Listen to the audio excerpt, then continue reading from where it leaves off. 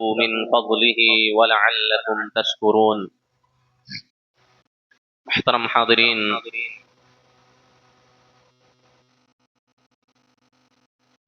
سورۃ النحل آیت نمبر 14 کی تفسیر اللہ رب العالمین اس آیت کے اندر بھی اپنی عظیم نعمتوں کا ذکر کرتے ہوئے فرما رہا ہے کہ وہی وہ ذات ہے جس نے سمندر کو مسخر کر دیا۔ مسخر کرنے کا مطلب اللہ رب العالمین نے اس سے فائدہ اٹھانے کو ممکن بنا دیا۔ سمندر سے انسانوں کے لیے فائدہ اٹھانے کو اللہ نے ممکن بنا دیا۔ کیا کہا اللہ نے؟ کس اعتبار سے مسخر کیا، کس اعتبار سے فائدہ اٹھانا ہمارے لیے ممکن ہے سمندر سے؟ آپ کو معلوم ہونا چاہیے کہ اس دنیا میں تین حصہ کیا ہے؟ پانی ہے جی۔ یہ دنیا تین حصوں جو 4 حصوں پر مشتمل ہے، ان میں 3 حصہ پانی، 1 حصہ زمین ہے۔ تو یہ 3 حصہ جو پانی ہے اور یہ 7 جو سمندر مشہور ہیں، قرآن میں بھی ہے سبعۃ ابحر، 7 سمندر۔ تو یہ 3 حصہ پوری دنیا میں سوچیے صرف پانی ہی پانی، لیکن پھر بھی پانی کی قلت ہے۔ کیونکہ سارا پانی جو ہے قابل استعمال نہیں ہے۔ ہر پانی کو آپ نہانے کے لیے، پینے کے لیے، کھانے کے لیے استعمال نہیں کر سکتے۔ وہ اللہ کی بہت بڑی قدرت ہے، جیسا کہ کل کے درس میں ہم نے آپ کے سامنے رکھا کہ اللہ ہی کی وہ ذات ہے جو آسمان سے پینے کا پانی نازل کرتا ہے۔ وَهُوَ الَّذِي أَنزَلَ مِنَ السَّمَاءِ مَاءً لَكُمْ مِنْهُ شَرَابٌ۔ تو پینے کا جو پانی ہے، قابل استعمال جو پانی ہوتا ہے، جس کو ہم میٹھا پانی بھی کہتے ہیں، تو اسی پانی سے انسان، حیوانات، جانور، کیڑے مکوڑے، چرند پرند، شجر، نباتات، پیڑ پودے، کھیتیاں، ساری چیزوں سے فائدہ اسی پانی سے ہوتا ہے جو آسمان سے اللہ رب العالمین نازل کرتا ہے۔ تو اللہ رب العالمین سمندروں کے فوائد بتا رہا ہے۔ یہ دریائیں جو ہیں، سمندر جو ہیں، اللہ نے کیوں پیدا کی؟ اس کے بہت سارے فوائد ہیں، بہت سارے فوائد، لیکن 3 بنیادی فائدوں کا ذکر اللہ رب العالمین نے اس آیت میں کیا ہے۔ پہلا فائدہ کیا ہے؟ لِتَأْكُلُوا مِنْهُ لَحْمًا طَرِيًّا، تاکہ تم اس سے تازہ گوشت کھاؤ۔ سمندروں کا ایک اہم فائدہ کیا ہے؟ اس میں انسانوں کی ایک بہترین غذا ہوتی ہے۔ تازہ گوشت کا مطلب مچھلی، سمندری مچھلی۔ دیکھیے سمندر کا پانی کس قدر کھارا ہوتا ہے، لیکن اس میں سے جو مچھلی آتی ہے وہ کتنی میٹھی ہوتی ہے۔ میٹھی ہوتی ہے کہ نہیں ہوتی؟ یہ اللہ کی قدرت ہے میرے بھائی، یہی اللہ کی قدرت ہے کہ ایک کھارے پانی میں سے ایک میٹھا گوشت، ایک میٹھی نعمت، ایک بہترین غذا اللہ رب العالمین انسانوں کو میسر کرتا ہے۔ ورنہ ہونا یہ چاہیے بھی کھاری چیز میں ہو تو کھاری ہو جائے، اس کو تو سڑ جانا، کیا ہے، پھٹ جانا چاہیے، گل جانا چاہیے نمک میں، لیکن نہیں، اسی میں وہ زندگی بسر کرتی، اسی کھارے پانی میں۔ یہ اللہ کی عظیم قدرت ہے۔ اسی وجہ سے کہا گیا کہ سمندر میں، پانی میں رہنے والے جو صرف پانی ہی میں زندہ رہتے ہیں، باہر نکالیں تو مر جائیں، تو ان ساری چیزوں کا کھانا انسان کے لیے حلال ہے۔ کوئی بھی چیز ہو، سمندری، دریائی، کوئی بھی چیز ہو۔ جانوروں کی 2 قسمیں، ایک بحری جانور ہوتے ہیں، ایک بری جانور۔ بحری جانور کا مطلب جو صرف پانی میں زندہ رہتے ہیں، مطلق طور پر اس کا کھانا حلال ہے۔ مطلق طور پر اس کا کھانا کیا ہے؟ حلال ہے۔ بلکہ یہاں تک لوگوں نے لکھا ہے کہ جتنے قسم کے جانور، حیوانات خشکی پر رہتے ہیں، انہی ساری قسموں کے جانور بحری میں یعنی سمندر میں بھی رہتے ہیں. جیسے یہاں گھوڑا ہے، گائے ہے، بیل ہے، اونٹ ہے، فلاں ہیں، مختلف طرح کے سانپ ہیں، مختلف طرح کے کیڑے ہیں، مختلف طرح کے پرندے ہیں. تو سمندر میں بھی اسی قسم کے ہوتے ہیں. دریائی گھوڑے ہوتے ہیں، دریائی سانپ ہوتے ہیں، دریائی خنزیر ہوتے ہیں. دریائی خنزیر بھی کھا سکتا آدمی، دریائی کتے بھی آدمی کھا سکتا، حلال ہے. یہ اللہ رب العالمین کا عظیم احسان ہے، یہ بڑی نعمت ہے. قرآن میں بھی کہا گیا احل لکم صید البحر وطعامہ متاعا لکم، تمہارے لیے سمندری شکار کو حلال قرار دیا گیا. تو کوئی بھی چیز سمندر میں پانی میں جو زندہ رہتی ہے، صرف پانی میں زندہ رہنے والی، وہ چاہے زندہ ہو یا مردہ ہو اس کو کھا سکتے ہیں. زندہ ہو یا مردہ ہو اس کو کھا سکتے ہیں. یہ اور بات ہے کہ امام ابو حنیفہ نے کہا کہ مچھلی کے علاوہ کوئی چیز نہیں کھا سکتے، بلکہ امام ابو حنیفہ نے تو یہ بھی کہا کہ جو زندہ ہے اسی کو کھا سکتے ہیں، جو ذاتی موت مر کے کیا ہے پانی پر مچھلی تیر رہی ہے اس کو نہیں کھا سکتے. حالانکہ یہ درست نہیں ہے. اللہ کے نبی خود کہہ رہے ہیں وَحِلَّ لَكُمْ صَيْدُ الْبَحْرِ وَطَعَامُهُ مَتَاعًا. اور خود وہ مشہور حدیث ہے، صحابی نے پوچھا اللہ کے نبی صلی اللہ علیہ وسلم اِنَّا نَرْكَبُ الْبَحْرَ وَنَحْمِلُ مَعَنَا الْقَلِيلَ، اللہ کے نبی ہم سمندری سفر کرتے رہتے ہیں اور ہمارے پاس تھوڑا سا پانی ہوتا ہے، اگر ہم اس سے وضو کر لیں تو پیاس سے مر جائیں گے. فَإِن تَوَضَّأْنَا عَطِشْنَا، اور تھوڑا سا پانی جو ہم ساتھ میں لے کر چلتے ہیں کشتیوں میں، اگر ہم اس سے وضو کر لیں تو پانی ہمارا ختم ہو جائے گا، پانی پینے کے لیے ہمارے پاس نہیں ہوگا کچھ بھی، تو پیاس سے مر جائیں گے. اب ہم کیا کریں؟ کیا سمندر کے پانی سے ہم وضو کر سکتے ہیں؟ سوال کیا کیا گیا؟ ہم سمندری سفر کرتے ہیں، ہمارے پاس پانی تھوڑا سا ہوتا، میٹھا پانی جو ہم لے کر نکلتے ہیں سمندر کے سفر میں، اگر ہم اس سے وضو کر لیں تو ہمارے وضو کا وہ پانی ختم ہو جائے گا، پیاس سے ہماری حالت خراب ہو جائے گی. تو کیا سمندر کے پانی سے وضو کر سکتے ہیں؟ اللہ کے نبی نے کیا جواب دیا؟ وَالطَّهُورُ مَاؤُهُ الْحِلُّ مَيْتَتُهُ، سمندر کا پانی پاک ہے اور پاک کرنے والا بھی ہے، بذات ہی پاک بھی ہے اور وہ پاک کرنے والا بھی ہے.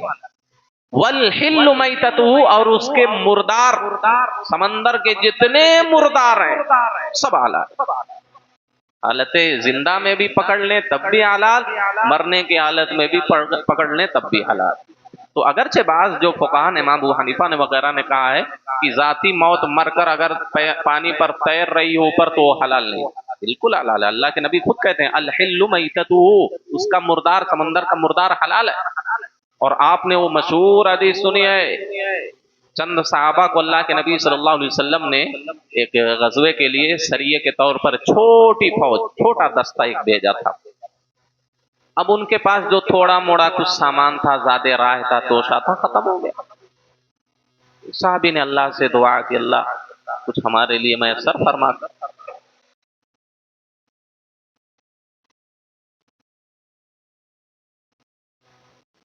تو صحابی نے دعا کی تو اللہ کے نبی صلی اللہ کچھ دن ایسا ہوا کہ سمندر کے کنارے ایک بھاری چٹان کے مانند ایک سفید چیز ظاہر ہوئی. صحابہ جب قریب گئے تو دیکھا وہ تو مچھلی ہے، مری پڑی ہے. اللہ نے رزق دیا تھا ان کو، یہ رزق ہے، مردہ ہے، بڑی مچھلی. ایسا لگ رہا تھا ایک بہت بھاری چٹان ہے، وہ بڑی مچھلی، ویل مچھلی، فلاں مچھلی، کتنی بڑی بڑی ہوتی ہے، بہت بڑی بڑی ہوتی ہے، بہت بھاری. حدیث میں اس کو عنبر کہا گیا، عربی میں اس کو کیا کہا گیا ہے؟ عنبر نام کی مچھلی. تو وہ سمندر کے کنارے پر تھی. اب صحابہ پسو پیش میں ہے بھئی اس کو کھائیں کہ نہ کھائیں، کیونکہ ان کو معلوم نہیں تھی، حدیث نہیں معلوم تھی، شریعت کا حکم نہیں معلوم تھا. تو جو اس سریے کے، اس دستے کے جو سردار تھے، سپہ سالار تھے، امیر تھے، انہوں نے کہا کہ کھلو، کھاؤ، اللہ نے بطور رزق ہمارے لیے اس کو نکالا.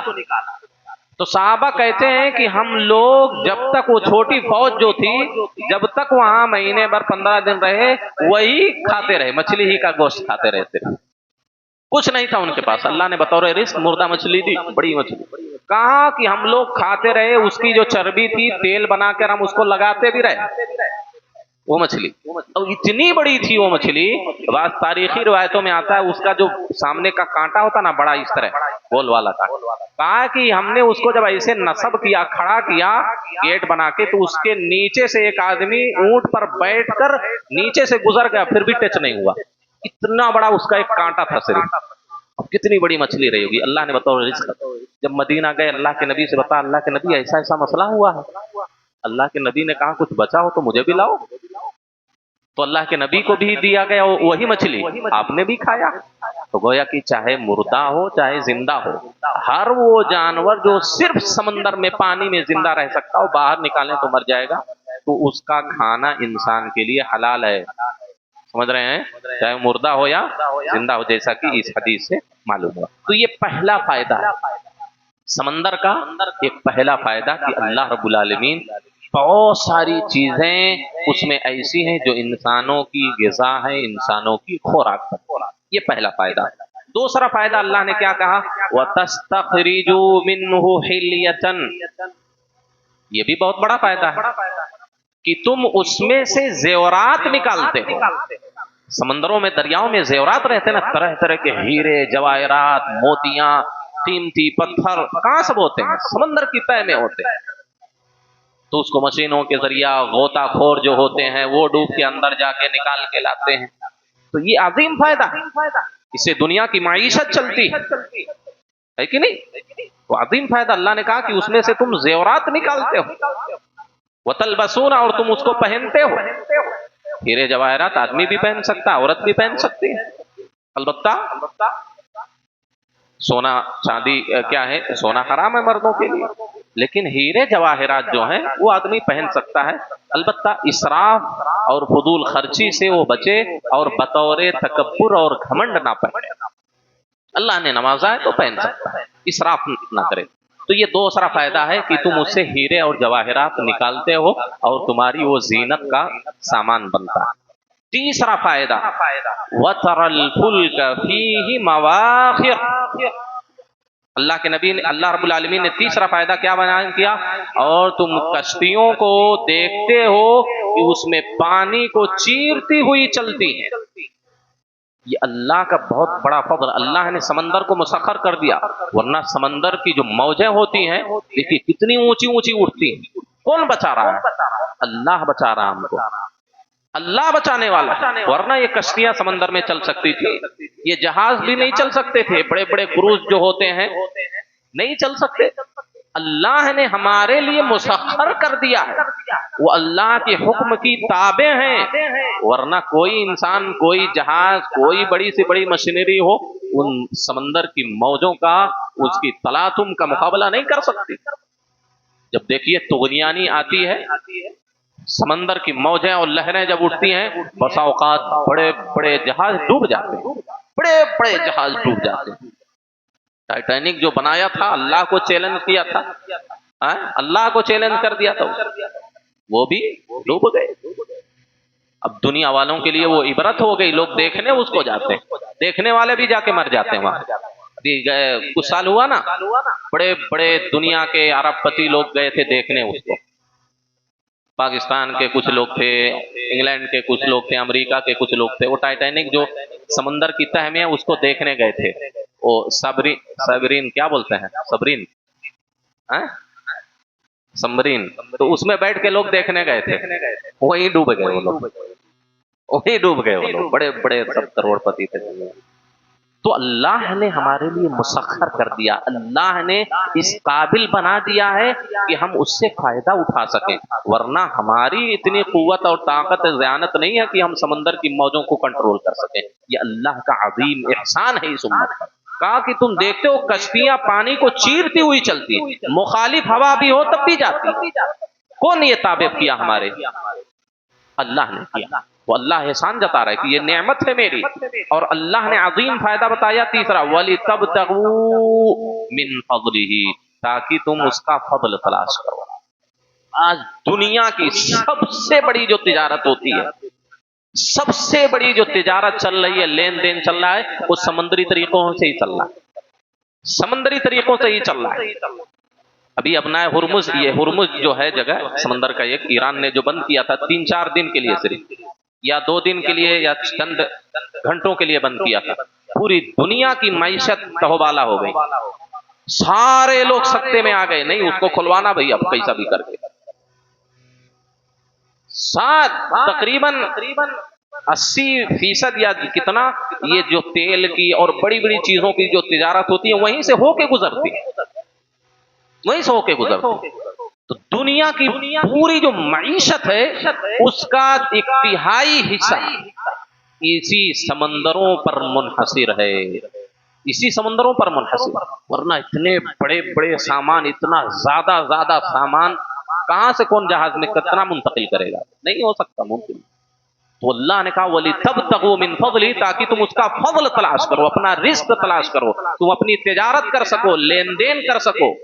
ये अल्लाह का कितना अजीम एहसान है, कितनी बड़ी नेमत है ये अल्लाह की। अगर ये समंदर ना होती तो इंसानों के लिए मईशत बहुत मुश्किल हो जाती, बहुत मुश्किल होती। तो ये अल्लाह रब्बुल आलमीन अपना फضل बता रहा है, अपनी नेमतें गिना रहा है। क्यों अल्लाह ने ऐसा किया? लअल्लकुम तशकुरून, ताकि तुम अल्लाह के नेमतों पर शुक्रिया अदा करने वाले हो, ताकि तुम अल्लाह का शुक्र अदा करो इन नेमतों पर, इसलिए अल्लाह ने दिया। कहीं अल्लाह रब्बुल आलमीन इसी सूरह में आप देखें और नेमत दूध और शहद की नेमत बताई कि अल्लाह ने तुम्हारे लिए दूध और शहद की नेमतें अता की, कितनी अजीम नेमत है। अल्लाह कैसे दूध को खून और गोबर के दरमियान से निकालता है, ये अल्लाह की कितनी बड़ी अल्लाह का कितना बड़ा करिश्मा है कि खून और गोबर के दरमियान से मिम्बैन फर्दिन व दमिन लबनन खालिसा, एक खालिस सफेद शफाफ दूध अल्लाह तुम्हारे लिए निकालता है, तुम्हारे पीने के लिए। कितनी बड़ी नेमत है दूध। देखिए गोबर की बू नहीं आती, खून का रंग उसमें कलर नहीं मिक्स होता, बिल्कुल। वरना एक बूंद खून का अगर डाल दिया जाए गिलास में तो उसका रंग बदल जाए, थोड़े से गोबर की आमीजिश हो जाए बदबूदार हो जाएगा, इंसान नहीं पी सकता। अल्लाह बता रहा है कि कितनी बड़ी नेमत से हमने तुमको नवाजा। व इन्न लकुम फिल अनआमि लइबरा, इन अनआम में, चौपायों में, जानवर में इबरत है तुम्हारे लिए, नसीहत का सामान है कि अल्लाह रब्बुल आलमीन ने उसके पेट में से गोबर और खून के दरमियान से खालिस सफेद दूध तुम्हारे लिए निकाला ताकि तुम उसको पी सको।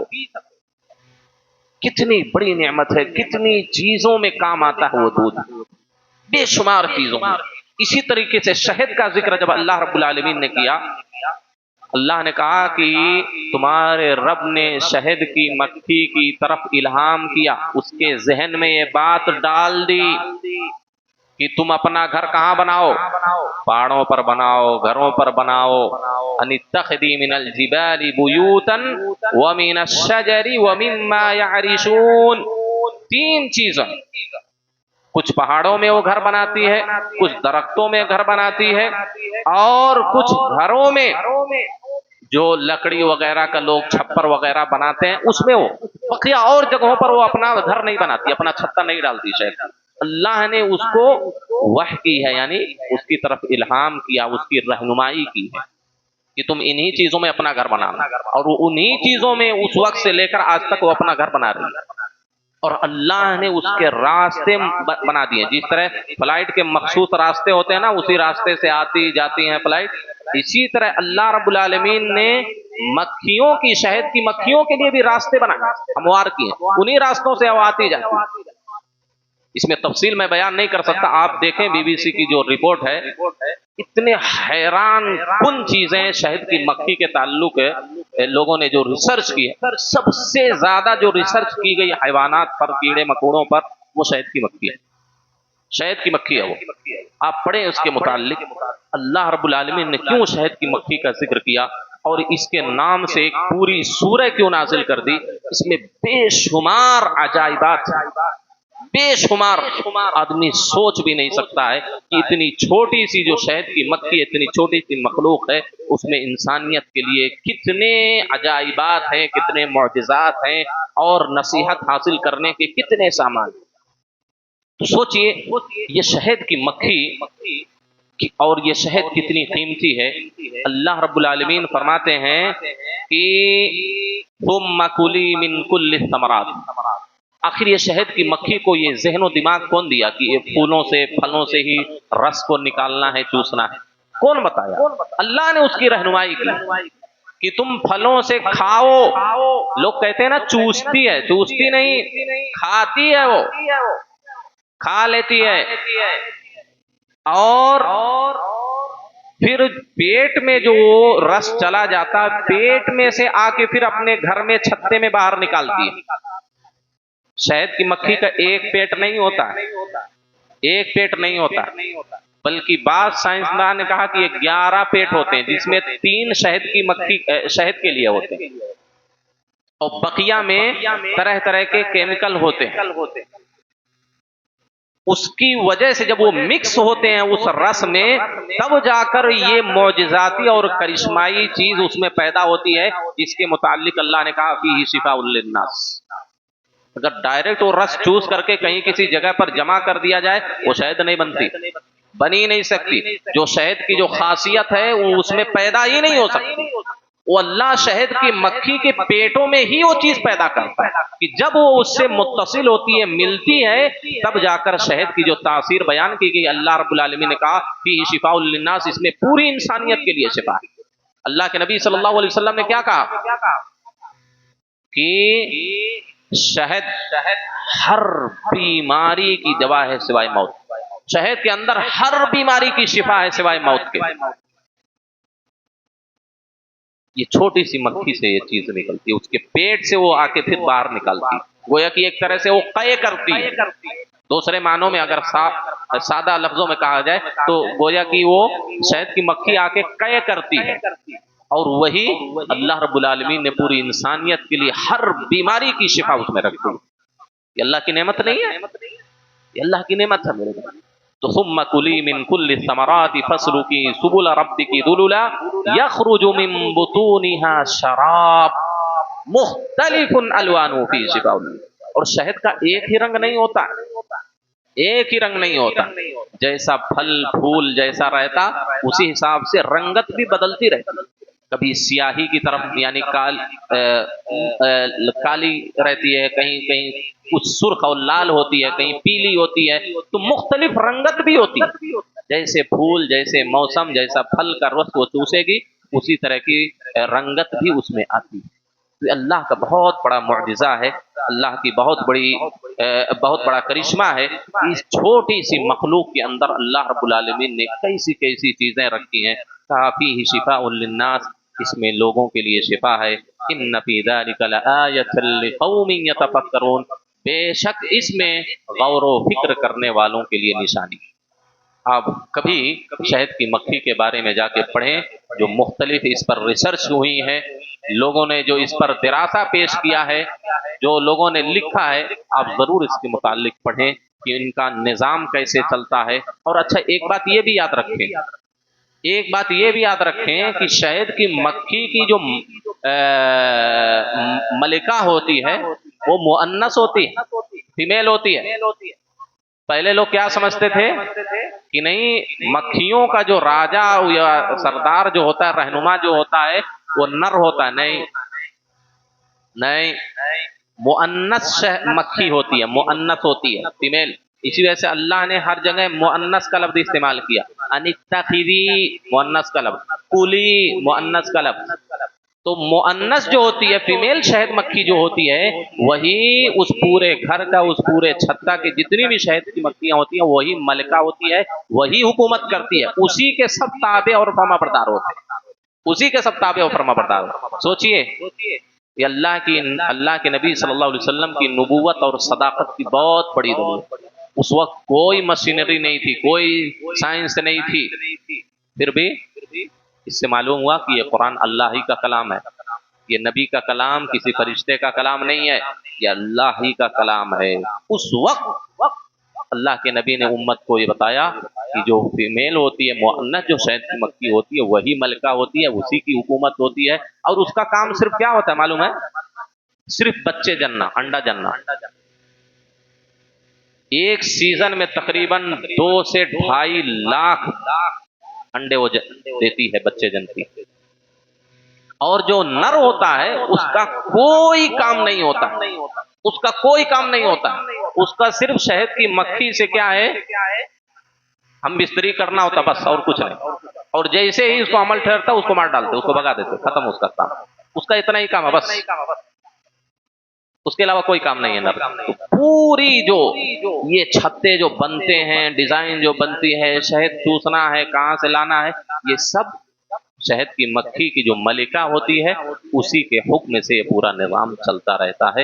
تو اللہ نے کہا کہ اس میں غور و فکر کرنے والوں کے لیے بڑی نشانیاں میرے بھائی، اس میں غور کریں کہ کیسے اللہ نے اس کو ایک شہد کی مکھی کو الہام کیا، اور کیسے اپنا گھر بناتی ہے، کیسے پھلوں کو پھولوں کو چوستی ہے۔ ایک آدھا کلو شہد بنانے میں معلوم ہے 2.5 لاکھ پھولوں کا رس اس میں لگتا ہے، آدھا کلو شہد بنانے میں 2.5 لاکھ پھولوں کا، اور کئی ہزار کلومیٹر کا سفر طے کرتا، کئی ہزار کلومیٹر کا ایک شہد کی مکھی، کئی ہزار کلومیٹر کا سفر طے کر کے، اور 2.5 لاکھ پھولوں کا جب رس چوستی ہے تب جا کر کے آدھا کلو شہد تیار ہوتا ہے، آدھا کلو تب جا کے شہد تیار ہوتا ہے۔ آپ سوچیں، پڑھیں اس کے بارے میں، ضرور پڑھیں آپ، پھر آپ کو اللہ کا یہ معجزہ سمجھ میں آئے گا کہ اللہ نے کیوں اس کا ذکر قرآن مجید میں کیا، کیوں اس کے نام پر ایک مکمل سورہ نازل کی، کیوں اللہ نے کہا کہ اس میں سوچنے والوں کے لیے، غور کرنے والوں کے لیے بڑی نشانیاں ہیں۔ اللہ سے دعا ہے کہ اللہ ہم تمام لوگوں کو قرآن پڑھنے، سننے، سمجھنے، اس میں غور و فکر کرنے کی توفیق عطا فرمائے۔ اللہ رب العالمین ہماری من جملہ عبادات کو قبول فرمائے، آمین۔ وآخر دعوانا الحمدللہ رب